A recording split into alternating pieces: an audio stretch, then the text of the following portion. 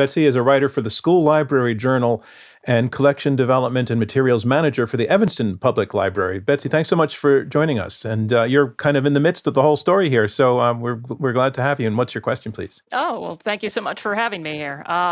So book banning isn't new, but banning books that have a critical race theory content, now that is relatively new. So this touches on some of what you've already said, but I'd like to know, on the case for Chris, like what's the worst case scenario if these particular books are not banned? And then for Yasha, what's the worst case scenario if these books are banned through legislation? Like, to your mind, what is the real threat here?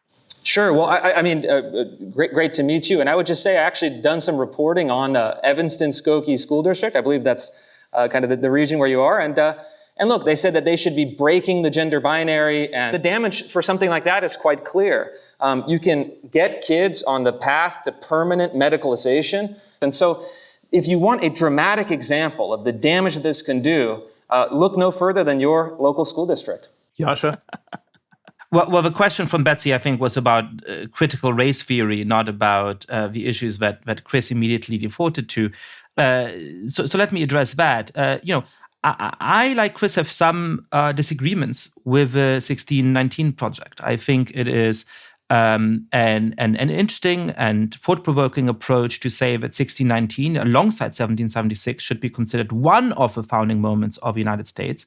But at least in some iterations, the project has gone well beyond that, saying that 1619 was, quote-unquote, the true founding of the United States. I profoundly disagree with that. I don't think that students encountering that material, grappling with it, thinking about it, is going to cause damage to our students, because I believe in the ability of an education to expose students to all kinds of different ideas. I believe that in a time, as Susie was saying, in which they have access to all kinds of different information through social media and other things, they're going to be hearing from every side of the political discourse. And we should be trusting our students to be smart enough, to be intelligent enough, to be inquisitive enough, to come up with their own conclusions, to make up their own minds about how they think about the nature of race in the country today and the history of the United States. So, in my mind, we shouldn't be banning those materials. We should be bringing them in, contextualizing them.